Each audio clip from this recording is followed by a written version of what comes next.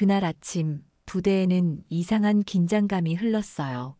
휴가를 마치고 복귀한 병장 박상철의 얼굴은 창백했고 그의 손은 미세하게 떨리고 있었죠. 평소에 거만하고 당당했던 모습은 온데간데 없이 사라진 채 마치 이 세상의 모든 무게를 어깨에 짊어진 사람처럼 보였답니다. 생활관 문을 열고 들어선 박상철은 잠시 멈춰 섰어요. 그의 시선이 구석에서 전투화를 닦고 있던 이등병 김진우에게 고정되었죠. 그 순간 박상철의 다리가 후들거리기 시작했고 믿을 수 없는 일이 벌어졌답니다. 그는 진우 앞으로 비틀거리며 걸어가더니 갑자기 무릎을 꿇었어요. 생활관 안의 모든 병사들이 숨을 멈췄죠. 이게 무슨 일인가 싶어서 다들 얼어붙은 듯 바라보고만 있었어요. 박상철의 눈에서는 굵은 눈물이 흘러내리기 시작했고 그는 고개를 깊이 숙인 채 온몸을 떨었답니다. 그의 입에서는 알아들을 수 없는 신음 같은 소리만 새어나왔죠. 진우는 놀란 표정으로 전투화를 내려놓고 일어섰어요. 그의 얼굴에는 당황스러움과 함께 묘한 연민이 스쳐 지나갔죠. 주변의 병사들은 서로의 얼굴을 바라보며 무슨 일이 일어난 건지 이해하려 애썼지만 아무도 이 상황을 설명할 수 없었답니다. 시간이 거슬러 올라가 3개월 전 진우가 처음 이 부대에 전입 왔을 때로 돌아가 봐야겠어요. 그때만 해도 아무도 몰랐죠. 이 조용하고 평범해 보이는 이등병이 누구인지 그리고 앞으로 어떤 일이 벌어질지 말이에요. 8월의 무더운 날씨 속에서 진우는 다른 신병들과 함께 부대에 도착했답니다. 훈련소에서의 고된 훈련을 마치고 자대에 배치받은 그의 표정은 담담했어요. 다른 이등병들이 긴장과 두려움에 떨고 있을 때 진우는 차분히 주변을 살피고 있었죠. 첫 만남은 그렇게 시작되었어요. 병장 박상철이 신병들 앞에 서서 목소리를 높였고 그의 눈빛은 마치 먹잇감을 찾는 맹수 같았답니다. 그는 신병들을 하나하나 훑어보다가 진우에게서 시선을 멈췄어요. 왜였을까요? 아마도 진우의 담담한 표정이 그 침착한 태도가 박상철의 자존심을 건드렸을지도 몰라요. 그날부터 시작된 괴롭힘은 점점 도를 넘어갔죠. 박상철은 진우에게 유독 가혹했어요. 다른 병사들이 쉬는 시간에도 진우만 따로 불러내 온갖 자비를 시켰고 사소한 실수에도 큰 소리로 질책했답니다. 하지만 이상한 건 진우가 전혀 동요하지 않았다는 거예요. 그는 묵묵히 모든 일을 해냈고 어떤 부당한 대우에도 반항하지 않았죠. 생활관의 다른 병사들은 속삭이기 시작했어요. 왜 진우는 저렇게 참기만 하는 걸까? 왜 아무 말도 하지 않는 걸까 하고요. 어떤 이들은 진우가 너무 나약하다고 생각했고 또 어떤 이들은 그의 인내심에 감탄했답니다. 하지만 진우의 눈빛 깊은 곳에는 그 누구도 읽을 수 없는 무언가가 있었어요. 밤이 되면 진우는 침상에 누워 천장을 바라보곤 했죠. 그의 머릿속에는 할아버지의 목소리가 메아리 쳤어요. 진정한 리더는 아래에서부터 시작한다는 그 말씀이요. 그는 이 모든 시련이 자신을 단련시키는 과정이라고 믿었답니다. 언젠가는 이 경험이 자신을 더 나은 사람으로 만들어줄 거라고요. 박상철의 괴롭힘은 날이 갈수록 교묘해졌어요. 직접적인 폭력은 없었지만 정신적으로 압박하는 방식은 더욱 잔인했죠. 진우가 힘들어하는 모습을 보고 싶어 했지만 진우는 결코 그런 모습을 보이지 않았답니다. 오히려 그의 침착함은 박상철을 더욱 화나게 만들었어요. 어느 날 저녁 박상철은 진우를 화장실로 불렀어요. 그곳에서 그는 진우의 집안 배경에 대해 캐물었죠. 진우가 평범한 가정에서 왔다고 대답하자 박상철은 비웃음을 터뜨렸답니다. 그는 진우의 말투나 행동에서 뭔가 다른 점을 느꼈던 것 같아요. 하지만 그것이 무엇인지는 알아낼 수 없었죠. 시간이 흐르면서 부대 안에서는 이상한 소문이 돌기 시작했어요. 진우가 뭔가 숨기고 있다는 소문이었죠. 그의 완벽한 군기와 교양 있는 태도, 그리고 어떤 상황에서도 흔들리지 않는 침착함이 평범한 이등병의 것은 아니라고들 수군거렸답니다. 하지만 아무도 그 진실에는 다가가지 못했어요. 그리고 운명의 그날이 다가왔죠. 박상철이 휴가를 떠나던 날 말이에요. 그는 여느 때처럼 진우에게 마지막 지시사항을 남기고 부대를 떠났답니다. 그때까지만 해도 그는 몰랐어요. 며칠 후 자신의 인생이 완전히 뒤바뀔 거라는 사실을요. 그리고 자신이 그토록 괴롭혔던 이등병 앞에서 무릎을 꿇고 용서를 구하게 될 거라는 사실을 말이죠. 지금 다시 그 아침의 생활관으로 돌아와 보면 무릎을 꿇은 박상철의 모습이 더욱 처연하게 느껴져요. 그의 오열은 단순한 두려움 때문만은 아니었답니다. 자신이 저지른 잘못에 대한 진정한 후회와 인간으로서의 부끄러움이 뒤섞여 있었죠. 그리고 그 앞에 선 진우의 표정은 과연 어떤 마음이었을까요? 입대를 결정한 그날, 진우는 할아버지의 서재에 조용히 앉아 있었어요. 진성그룹 회장인 할아버지는 손자의 결정을 이미 알고 있었죠. 그분의 눈빛에는 자랑스러움과 걱정이 동시에 담겨 있었답니다. 진우가 스스로 선택한 길이었지만 그 길이 얼마나 험난할지 할아버지는 누구보다 잘 알고 있었으니까요.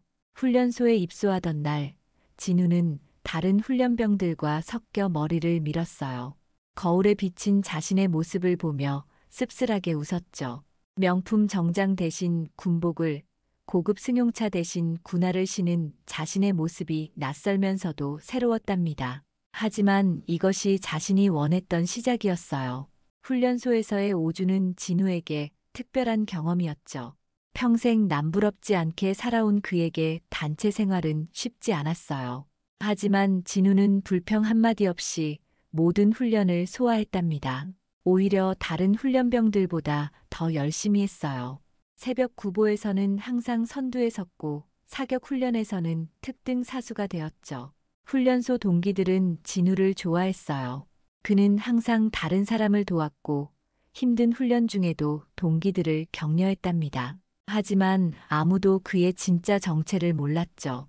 진우는 자신을 평범한 대학생이라고 소개했고 가족에 대해 물으면 적당히 둘러댔어요.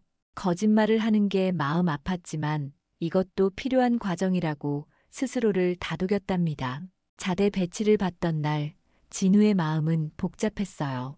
새로운 시작에 대한 기대와 함께 앞으로 겪게 될 일들에 대한 막연한 두려움도 있었죠. 하지만 그는 이미 마음의 준비를 마친 상태였어요.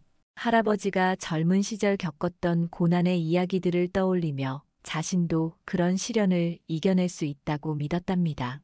부대에 도착했을 때 진우가 가장 먼저 느낀 건 묘한 긴장감이었어요. 선임들의 날카로운 시선이 신병들을 훑고 지나갔죠. 특히 병장 박상철의 눈빛은 유독 차가웠어요. 그는 신병들을 마치 자신의 소유물처럼 바라보고 있었답니다. 첫 일주일 동안 진우는 부대 생활에 적응하려 애썼어요. 하지만 쉽지 않았죠. 매일 아침 일어나자마자 시작되는 청소와 정비, 끝없이 이어지는 작업들. 몸은 힘들었지만 진우는 묵묵히 견뎌냈어요. 그의 이런 모습이 오히려 박상철의 눈에 거슬렸던 것 같아요. 박상철은 진우에게서 뭔가 다른 걸 느꼈답니다. 다른 이등병들과 달리 진우의 자세는 고닫고 말투는 정중했으며 행동 하나하나에 품위가 있었어요. 이것이 박상철을 불편하게 만들었죠. 자신보다 계급은 낮지만 왠지 모르게 기가 죽는 느낌이었달까요? 그래서였을까요? 박상철은 진우를 유독 괴롭히기 시작했어요. 처음에는 사소한 트집이었지만 점점 그 정도가 심해졌답니다. 다른 병사들이 쉬는 시간에 진우만 따로 불러 화장실 청소를 시키거나 무거운 짐을 혼자 나르게 했죠. 하지만 진우는 한 번도 불평하지 않았어요. 어느 날 저녁, 진우는 편지를 쓰고 있었어요. 할아버지께 보내는 편지였죠. 하지만 그 내용은 평범한 군 생활 이야기뿐이었답니다. 힘든 일들에 대해서는 한 줄도 쓰지 않았어요. 오히려 건강하게 잘 지내고 있다고, 많은 걸 배우고 있다고 썼죠. 진우는 이 모든 경험이 자신을 성장시킬 거라고 믿었으니까요. 생활관의 다른 병사들은 진우를 동정하면서도 이해할 수 없었어요. 왜 저렇게 당하고만 있는지, 왜 아무런 반항도 하지 않는지 궁금해했죠. 어떤 이는 진우가 너무 소심하다고 생각했고 또 어떤 이는 뭔가 숨기는 게 있을 거라고 의심했답니다. 사실 진우도 때로는 힘들었어요.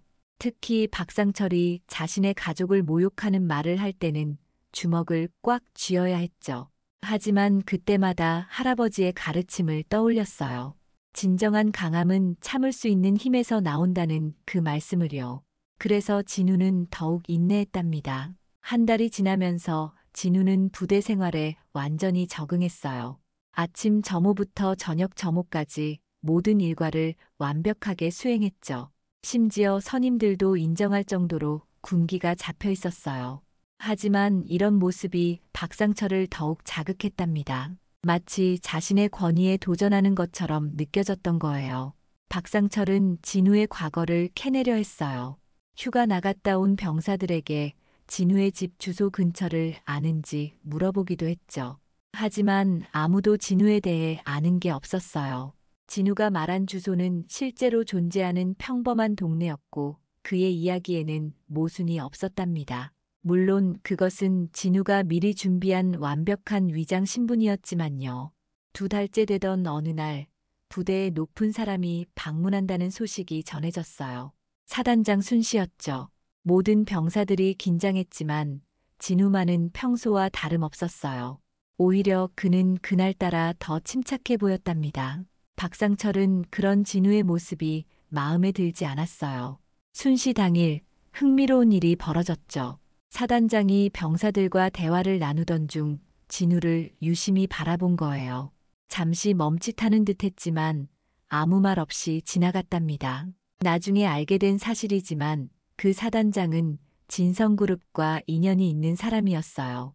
진우를 알아봤지만 그의 의중을 존중해 모른 척했던 거죠. 그날 밤 진우는 깊은 생각에 잠겼어요. 자신이 선택한 이 길이 정말 옳은 것인지 이런 방식으로 성장할 수 있을지 고민했죠. 하지만 이내 마음을 다잡았답니다. 아직 겪어야 할 일들이 많이 남아 있었으니까요. 그리고 그는 알지 못했어요. 곧 박상철이 휴가를 나가게 될 거라는 사실을, 그리고 그것이 모든 걸 바꿔놓을 거라는 사실을 말이죠. 10월의 찬바람이 부대를 스치고 지나가던 어느 날, 박상철의 괴롭힘은 새로운 국면을 맞이했어요. 그는 더 이상 단순한 자빌이나 청소로 만족하지 않았죠. 진우를 정신적으로 무너뜨리고 싶어 했답니다. 아침부터 저녁까지 그는 진우의 모든 행동에 트집을 잡았어요. 식사 시간에 진우가 수저를 놓는 각도가 마음에 들지 않는다며 다시 놓게 했고, 침상 정리가 완벽해도 이불 한 귀퉁이를 들어 흐트러뜨린 뒤 다시 정리하라고 명령했죠. 이런 일들이 매일같이 반복되었지만 진우는 여전히 침묵을 지켰답니다. 어느 날 새벽 박상철은 진우를 깨워 부대 뒤편 창고로 데려갔어요. 그곳에는 몇 달 동안 쌓인 먼지와 거미줄이 가득했죠. 박상철은 진우에게 혼자서 창고를 청소하라고 지시했어요. 다른 병사들이 아침 점호 준비를 하는 동안 진우는 묵묵히 걸레와 빗자루를 들었답니다. 창고를 청소하면서 진우의 마음속에는 여러 생각이 스쳐 지나갔어요. 자신이 왜 이런 일을 당하고 있는지, 이것이 정말 필요한 경험인지 의문이 들기도 했죠. 하지만 그때마다 할아버지가 들려주신 옛날 이야기가 떠올랐어요. 맨손으로 사업을 시작해 온갖 멸시와 무시를 당하면서도 꿋꿋이 일어선 할아버지의 젊은 시절 말이에요. 생활관으로 돌아온 진우의 모습을 본 동기들은 안타까워했어요. 먼지투성이가 된 그의 옷과 지친 표정이 너무나 안쓰러웠죠. 하지만 아무도 나서서 도와주지는 못했답니다. 박상철의 보복이 두려웠으니까요. 그저 멀리서 동정 어린 시선을 보낼 뿐이었어요. 그런데 이상한 건 진우가 결코 무너지지 않는다는 거였어요. 아무리 힘든 일을 시켜도, 아무리 모욕적인 말을 해도 그의 눈빛은 여전히 맑고 고닫답니다. 이것이 박상철을 더욱 화나게 만들었죠. 마치 자신의 노력이 전혀 통하지 않는 것 같아 자존심이 상했던 거예요. 어느 주말 오후 박상철은 새로운 방법을 생각해냈어요. 진우의 개인 물품을 뒤지기 시작한 거죠. 혹시 숨기고 있는 비싼 물건이나 특별한 뭔가가 있지 않을까 하는 의심에서였답니다. 하지만 진우의 관물대에는 평범한 속옷과 양말, 그리고 몇 권의 책뿐이었어요. 책들을 살펴보던 박상철은 눈살을 찌푸렸어요. 경영학 서적과 리더십에 관한 책들이었거든요. 평범한 이등병이 왜 이런 책을 읽는지 이해할 수 없었죠. 박상철은 책들을 바닥에 던지며 비웃었지만 진우는 조용히 책을 주워 다시 제자리에 놓았답니다. 날이 갈수록 박상철의 집착은 병적인 수준에 이르렀어요. 진우가 전화를 할 때면 가까이 다가가 엿들으려 했고 편지를 쓸 때면 어깨너머로 훔쳐보려 했죠. 하지만 진우의 전화통화는 언제나 평범한 안부 인사뿐이었고 편지 내용도 별다를 게 없었답니다. 한 번은 박상철이 진우를 따로 불러 집안 내력을 캐물었어요. 부모님이 뭘 하시는지, 형제는 있는지, 집은 어떤지 꼬치꼬치 물어봤죠. 진우는 미리 준비한 대답을 차분히 늘어놓았어요. 평범한 회사원인 아버지와 주부인 어머니, 그리고 대학생인 여동생이 있다고 했죠. 모든 게 완벽하게 꾸며진 이야기였지만 너무나 자연스러워서 의심할 여지가 없었답니다. 그러던 어느 날 부대에서 체력 측정이 있었어요. 모든 병사가 참여하는 행사였죠. 놀랍게도 진우는 모든 종목에서 최고 점수를 받았답니다. 특히 사격에서는 만발을 기록했어요. 이 소식이 퍼지자 간부들도 진우를 주목하기 시작했죠. 박상철은 이런 상황이 마음에 들지 않았어요. 자신이 그토록 괴롭히는 이등병이 주목받는 게 자존심 상했던 거죠. 그날 밤 그는 진우를 화장실로 불러 또다시 괴롭혔답니다. 하지만 이번에는 뭔가 달랐어요. 박상철의 행동에는 초조함이 묻어났고 그의 목소리에는 불안이 섞여 있었죠. 진우는 그런 박상철을 조용히 바라봤어요. 그의 눈빛에는 연민이 담겨 있었답니다. 사실 진우는 박상철이 왜 자신을 괴롭히는지 어느 정도 이해하고 있었어요. 권력에 대한 욕구, 자신보다 나은 무언가에 대한 열등감, 그리고 그것을 감추기 위한 허세. 이 모든 게 박상철의 행동에서 드러났으니까요.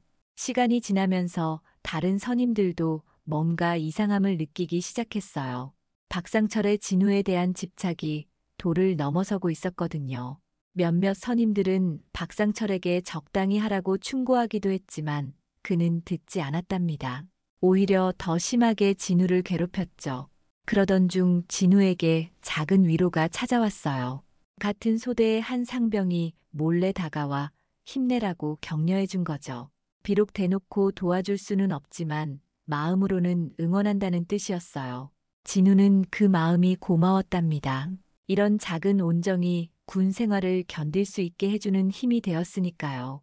전역을 2달 앞둔 박상철은 점점 더 불안해했어요. 곧 자신이 떠나면 진우가 어떻게 될지, 혹시 자신이 한 일들에 대해 보복하지 않을까 걱정이 되었던 거죠. 그래서인지 그의 괴롭힘은 더욱 교활해졌답니다. 증거가 남지 않는 방식으로, 하지만 더 깊은 상처를 주려고 애썼어요. 마침내 박상철의 휴가 날이 다가왔어요. 일주일간의 휴가를 앞두고 그는 묘한 불안감에 휩싸였답니다. 진우를 마지막으로 한 번 더 불러 여러 가지 지시사항을 남겼지만 왠지 개운하지 않았어요. 진우의 담담한 표정이 계속 머릿속에 맴돌았죠. 휴가를 떠나는 박상철의 뒷모습을 바라보며 진우는 깊은 한숨을 내쉬었어요. 그동안 참아온 모든 것들이 한꺼번에 밀려오는 듯 했죠. 하지만 이것도 곧 끝날 거라는 생각에 다시 마음을 다잡았답니다. 그는 아직 모르고 있었어요. 박상철의 휴가가 모든 걸 바꿔놓을 전환점이 될 거라는 사실을 말이죠. 박상철이 휴가를 나온 지 사흘째 되던 날이었어요. 서울 명동의 한 카페에 앉아있던 그는 친구들과 만나 오랜만에 여유로운 시간을 보내고 있었죠. 군대 이야기가 나올 때마다 그는 자신이 얼마나 부대에서 영향력 있는 사람인지 자랑했답니다. 특히 요즘 들어온 이등병 하나를 제대로 길들이고 있다며 우쭐댔어요. 카페를 나와 거리를 걷던 박상철은 대형 전광판에서 흘러나오는 뉴스에 시선이 멈췄어요. 경제 뉴스 시간이었는데 진성그룹의 신규 사업 진출 소식이 보도되고 있었죠. 평소 재벌 기업들의 소식에 관심이 많았던 박상철은 발걸음을 멈추고 뉴스를 지켜봤답니다. 그런데 갑자기 화면이 바뀌면서 특집 보도가 시작되었어요. 진성그룹 창업주의 경영 철학과 후계 구도에 관한 내용이었죠. 박상철은 별 생각 없이 보고 있었는데 순간 그의 눈이 휘둥그레졌답니다. 화면에 나타난 한 장의 가족사진 때문이었어요. 진성그룹 회장과 그의 가족들이 함께 찍은 사진이었는데 그 중에서도 회장 옆에 서 있는 젊은 청년의 얼굴이 너무나 익숙했던 거예요. 자세히 보니 틀림없었답니다. 자신이 그토록 괴롭혔던 이등병 김진우의 얼굴이었어요. 설마 하는 마음에 눈을 비비고 다시 봐도 분명했죠. 박상철의 다리가 후들거리기 시작했어요. 뉴스는 계속되었고 앵커는 진성그룹 회장의 유일한 손자인 김진우 씨가 현재 군 복무 중이라고 전했답니다. 대학을 휴학하고 자발적으로 입대했으며 할아버지의 경영 철학을 이어받아 밑바닥부터 경험을 쌓고 있다는 내용이었어요. 순간 박상철의 머릿속이 하얗게 변했답니다. 그동안 자신이 한 행동들이 주마등처럼 스쳐 지나갔어요. 온갖 자비를 시키고 모욕적인 말을 하고 인격적으로 무시했던 그 모든 일들이요. 그 상대가 국내 5대 재벌 그룹의 후계자였다니 박상철은 그 자리에 주저앉을 뻔했어요. 떨리는 손으로 스마트폰을 꺼낸 박상철은 급하게 인터넷 검색을 시작했어요. 진성그룹 김진우라고 치자 수많은 기사가 쏟아졌답니다. 엘리트 교육을 받았지만 특권 의식 없이 겸손하게 살아온 청년, 할아버지의 가르침대로 현장을 중시하는 경영 마인드를 가진 후계자. 기사마다 찬사가 가득했어요. 박상철은 화장실로 뛰어들어가 세면대에 얼굴을 묻었어요. 차가운 물로 얼굴을 씻어도 현실감이 돌아오지 않았죠. 이게 꿈이기를 바랐지만 분명한 현실이었답니다. 자신이 그토록 하찮게 여기고 괴롭혔던 이등병이 자신이 평생 올려다보기만 할 수 있는 재벌가의 후계자였다니요. 집으로 돌아온 박상철은 밤새 잠을 이루지 못했어요. 진우가 왜 자신의 정체를 숨겼는지, 왜 그 모든 괴롭힘을 참고 견뎠는지 이제야 이해가 되었답니다. 그리고 동시에 엄청난 공포가 밀려왔어요. 만약 진우가 복수를 하려고 마음먹는다면 자신의 인생은 한순간에 끝장날 수 있었으니까요. 다음 날 아침 박상철은 다시 인터넷을 뒤지기 시작했어요. 진성그룹의 영향력이 얼마나 큰지, 회장이 얼마나 무서운 사람인지 알아봤죠. 기사를 읽으면 읽을수록 그의 얼굴은 창백해졌답니다. 진성그룹은 단순한 대기업이 아니었어요. 정치계와 재계의 막강한 영향력을 가진 그야말로 대한민국을 움직이는 힘 중 하나였죠. 박상철은 부모님께도 이 사실을 알리지 못했어요. 만약 부모님이 알게 되면 얼마나 놀라실지, 그리고 자신을 얼마나 나무라실지 뻔했으니까요. 그는 방에 틀어박혀 앞으로 어떻게 해야 할지 고민에 빠졌답니다. 사과를 해야 할까? 아니면 모른 척 해야 할까? 그러던 중 박상철은 진우에 대한 또 다른 기사를 발견했어요. 고등학교 시절 봉사활동을 하며 찍은 사진이었는데 그 모습이 너무나 선하고 따뜻해 보였답니다. 기사에는 진우가 어려서부터 할아버지로부터 노블레스 오블리주 정신을 배웠다고 적혀 있었어요. 가진 자의 책임과 의무를 다하는 것이 진정한 리더라고요. 이 기사를 읽으며 박상철은 부끄러움에 얼굴을 들 수 없었어요. 자신은 병장이라는 작은 권력에 취해 약자를 괴롭혔는데 진우는 엄청난 권력을 가지고도 그것을 숨기고 묵묵히 견뎠다는 사실이 너무나 대조적이었답니다. 처음으로 자신이 얼마나 비열한 인간이었는지 깨달았어요. 휴가 기간 내내 박상철은 지옥 같은 시간을 보냈어요. 밥도 제대로 넘어가지 않았고 잠도 제대로 오지 않았죠. 부대로 돌아가면 진우를 어떻게 대해야 할지, 혹시 이미 간부들이 이 사실을 알고 있는 건 아닌지 온갖 걱정이 머릿속을 가득 채웠답니다. 복귀 이틀 전 박상철은 마침내 결심했어요. 진우에게 무릎을 꿇고 사과하기로 한 거죠. 그것만이 자신이 할 수 있는 유일한 일이라고 생각했답니다. 비록 용서받지 못하더라도 최소한 진심으로 잘못을 뉘우치는 모습은 보여야 한다고 마음먹었어요. 하지만 막상 부대로 돌아갈 시간이 가까워지자 박상철의 몸은 더욱 떨렸어요. 진우의 얼굴을 마주할 생각을 하니 숨이 막힐 것 같았죠. 그동안 자신이 저지른 일들이 얼마나 용서받기 힘든 잘못인지 너무나 잘 알고 있었으니까요. 복귀 전날 밤 박상철은 거울 앞에 서서 자신의 얼굴을 바라봤어요. 불과 일주일 사이에 초췌해진 모습이 낯설었답니다. 그는 거울 속 자신에게 말했어요. 이제부터라도 제대로 된 인간이 되어야 한다고, 진우에게 배워야 한다고요. 그리고 다음 날 아침 떨리는 마음을 안고 부대로 향했답니다. 부대로 돌아가는 버스 안에서 박상철의 손은 계속 떨리고 있었어요. 창밖으로 스쳐 지나가는 풍경도 눈에 들어오지 않았죠. 오직 머릿속에는 진우의 얼굴만 맴돌았답니다. 그 담담하고 맑은 눈빛이 이제는 완전히 다른 의미로 다가왔어요. 버스에서 내려 부대 정문으로 향하는 발걸음이 천근만근이었어요.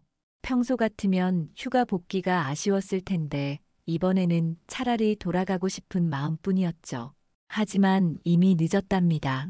위병소를 통과하는 순간 박상철은 자신의 운명이 완전히 바뀔 거라는 예감에 몸서리쳤어요. 영내로 들어서자 평소와 다름없는 부대의 일상이 펼쳐졌어요. 병사들이 분주히 움직이고 있었고 어디선가 구령 소리가 들려왔죠. 하지만 박상철에게는 이 모든 것이 마치 슬로우 모션처럼 느껴졌답니다. 생활관으로 향하는 길이 이렇게 멀게 느껴진 적이 없었어요. 복도를 걸으며 박상철은 지난 몇 개월간의 기억을 되짚어봤어요.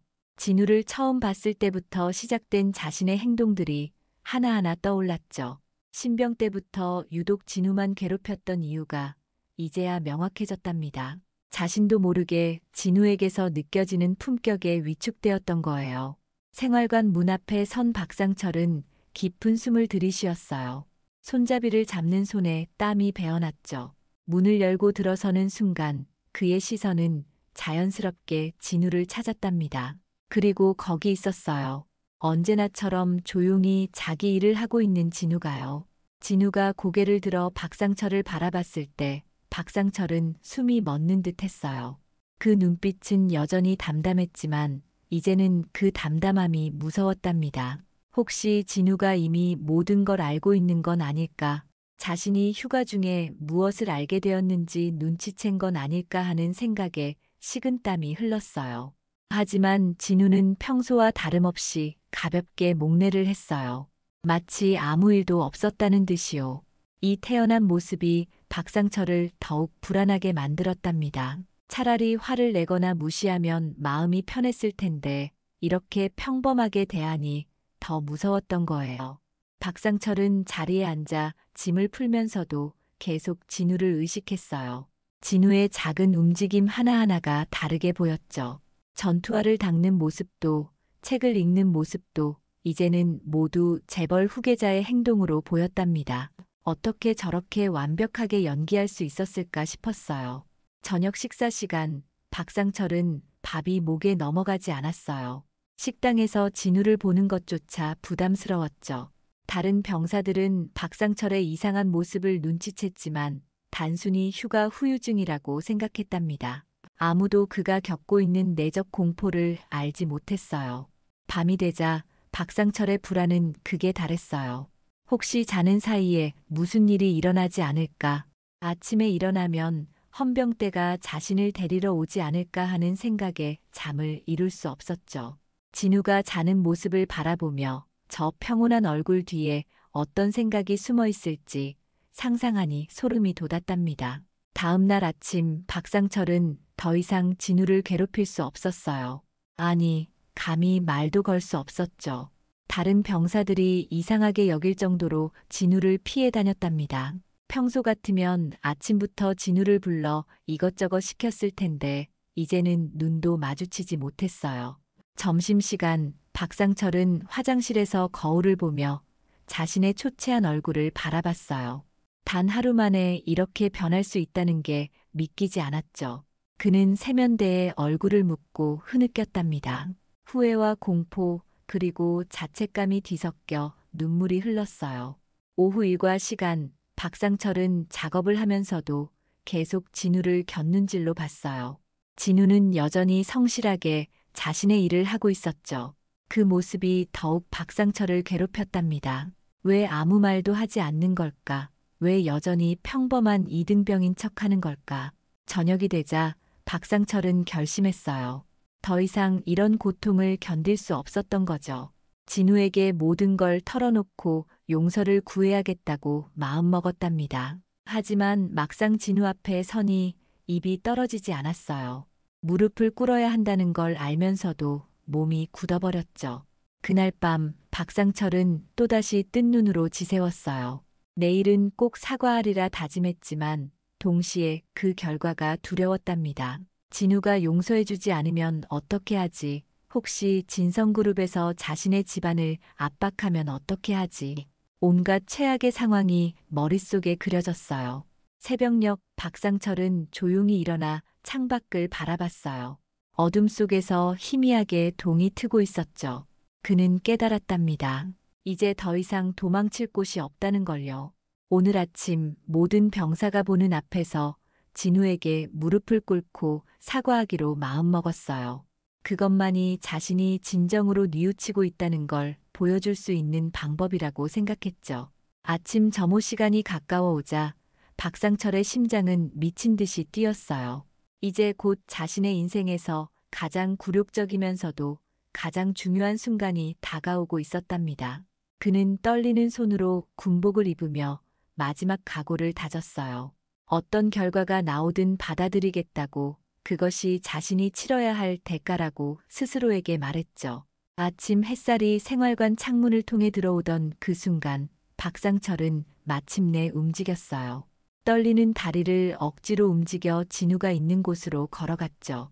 생활관에 있던 모든 병사들의 시선이 박상철에게 쏠렸답니다. 평소와는 완전히 다른 그의 표정과 걸음걸이에 다들 이상함을 느꼈으니까요. 진우 앞에 선 박상철은 잠시 망설였어요. 그리고 다음 순간 모두가 놀라는 일이 벌어졌죠. 박상철이 천천히 무릎을 꿇기 시작한 거예요. 그의 무릎이 차가운 바닥에 닿는 순간 생활관은 숨소리조차 들리지 않을 정도로 조용해졌답니다. 박상철의 눈에서 눈물이 흘러내리기 시작했어요. 그것은 단순한 두려움의 눈물이 아니었죠. 진정한 후회와 참회의 눈물이었답니다. 그는 고개를 깊이 숙인 채 온몸을 떨었어요. 입을 열려 했지만 목이 메어 말이 나오지 않았죠. 진우는 놀란 표정으로 박상철을 바라봤어요. 하지만 그의 눈빛에는 분노나 경멸이 없었답니다. 오히려 깊은 연민과 이해가 담겨 있었죠. 진우는 천천히 몸을 숙여 박상철의 어깨에 손을 얹었어요. 그 따뜻한 손길에 박상철은 더욱 흐느꼈답니다. 주변의 병사들은 무슨 일인지 이해할 수 없었어요. 왜 갑자기 박상철이 진우에게 무릎을 꿇는지, 왜 저렇게 울고 있는지 아무도 몰랐죠. 하지만 그 광경에서 느껴지는 진정성은 모두의 마음을 움직였답니다. 뭔가 깊은 사연이 있다는 걸 직감적으로 알 수 있었어요. 진우는 박상철을 일으켜 세우려 했지만 박상철은 고개를 저으며 계속 무릎을 꿇고 있었어요. 마치 그렇게라도 해야 자신의 죄가 조금이나마 가벼워질 것 같았던 거죠. 진우는 다시 한번 부드럽게 박상철의 팔을 잡아 일으켜 세웠답니다. 두 사람이 마주 선 순간 박상철은 처음으로 진우의 눈을 똑바로 바라볼 수 있었어요. 그 눈빛에는 용서가 담겨 있었죠. 말하지 않아도 알 수 있었답니다. 진우가 이미 모든 것을 용서했다는 걸요. 이 깨달음에 박상철은 다시 한번 눈물을 흘렸어요. 그날 이후 부대의 분위기는 완전히 바뀌었답니다. 박상철은 더 이상 예전의 그가 아니었어요. 후임들을 대하는 태도가 180도 달라졌죠. 특히 진우를 대할 때는 극도로 조심스러워했지만 진우는 여전히 평범한 이등병처럼 행동했답니다. 시간이 지나면서 박상철은 진우에게서 많은 것을 배웠어요. 진정한 리더십이 무엇인지, 겸손함이 얼마나 큰 힘인지, 그리고 용서의 가치가 얼마나 위대한지를요. 진우는 여전히 자신의 정체를 드러내지 않았지만 그의 행동 하나하나가 박상철에게는 큰 가르침이 되었답니다. 어느 날 박상철은 진우와 단둘이 있을 기회가 생겼어요. 그는 조심스럽게 물었죠. 왜 자신을 용서했는지, 왜 아무런 보복도 하지 않았는지 말이에요. 진우는 잠시 생각에 잠기더니 부드럽게 미소 지었답니다. 그리고 힘은 남을 짓누르는 데 쓰는 게 아니라 일으켜 세우는 데 쓰는 거라고 조용히 말했어요. 이 짧은 대답에 박상철은 큰 울림을 받았답니다. 그동안 자신이 얼마나 잘못된 가치관을 가지고 있었는지 깨달았죠. 병장이라는 작은 권력에 취해 남을 괴롭혔던 자신이 너무나 부끄러웠어요. 진우는 엄청난 권력을 가지고도 그것을 선하게 사용할 줄 아는 진정한 리더였던 거예요. 전역을 한 달 앞둔 어느 날, 박상철은 다시 한번 진우에게 진심으로 사과했어요. 이번에는 두려움 때문이 아니라 진정한 미안함에서 우러나온 사과였죠. 진우는 이미 다 용서했다며 오히려 박상철을 위로했답니다. 그리고 앞으로 더 좋은 사람이 되라고 격려했어요. 저녁식 날, 박상철은 복잡한 심정으로 부대를 떠났어요. 진우와의 만남은 그의 인생에서 가장 수치스러우면서도 가장 값진 경험이었답니다. 그는 다짐했어요. 사회에 나가서도 진우에게 배운 것들을 잊지 않고 살겠다고요. 몇 달 후, 박상철은 뉴스에서 진우의 소식을 들었어요. 전역 후 경영 수업을 받으며 본격적으로 후계자 수업에 들어갔다는 내용이었죠. 박상철은 TV 화면 속 진우를 보며 진심으로 응원했답니다. 그리고 언젠가 기회가 된다면 다시 만나 제대로 된 사과와 감사를 전하고 싶다고 생각했어요. 한편 진우는 군 생활을 통해 얻은 소중한 경험들을 가슴에 새겼답니다. 비록 힘든 시간도 있었지만 그 모든 것이 자신을 성장시킨 자양분이 되었죠. 특히 박상철과의 일은 용서와 화해의 힘을 깨닫게 해준 중요한 사건이었어요. 훗날 진우가 진성그룹의 총수가 되었을 때 그는 직원들을 대하는 태도로 많은 사람들의 존경을 받았답니다. 그 바탕에는 군대에서의 경험, 특히 가장 낮은 곳에서 시작해 진정한 리더십을 배운 시간들이 있었어요. 그리고 박상철은 중견 기업의 임원이 되어 후배들에게 늘 겸손함과 배려를 강조하는 리더가 되었답니다. 두 사람의 만남은 서로에게 전환점이 되었어요. 한 사람은 권력의 무게와 용서의 가치를 배웠고 다른 한 사람은 겸손함과 진정한 강함이 무엇인지 깨달았죠. 이렇게 군대라는 특별한 공간에서 만난 두 청춘은 서로를 통해 더 나은 사람으로 성장할 수 있었답니다.